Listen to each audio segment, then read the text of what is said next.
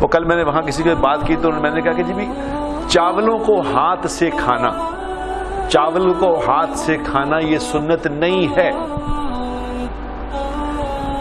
تو کل مجھے اس نے کہا جی آپ یہاں کہہ گئے ہاتھ سے کھانا سنت نہیں ہے. مجھے ایک میرے میجر صاحب ہیں، فوجی آدمی ہے، اسے جو مرضی کہہ دے. اس نے کہا جی آپ نے کہہ دیا یہاں کھانا کھانا ہاتھ سے کھانا سنت نہیں. میں نے کہا خدا کے واسطہ میرے صاحب میں نے یہ نہیں کہا کھانا، میں نے چاولوں کی بات کی ہے. چاول ہاتھ سے کھانا میں نے کہا ہے، کیونکہ چاولوں کو ہاتھ سے کھانا ایک اگلی عمل ہے. حضور اکرم صلی اللہ علیہ وسلم نے کبھی چاول کھائے ہی نہیں، چاول تو تھے ہی نہیں وہاں.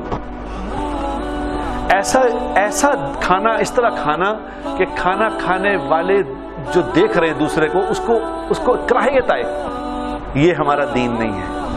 ہمارے دین میں کوئی ایسا عمل نہیں ہے میں عمل کر رہا ہوں تو لوگوں کو نفرت آ رہی ہو، ایسا نہیں ہو سکتا.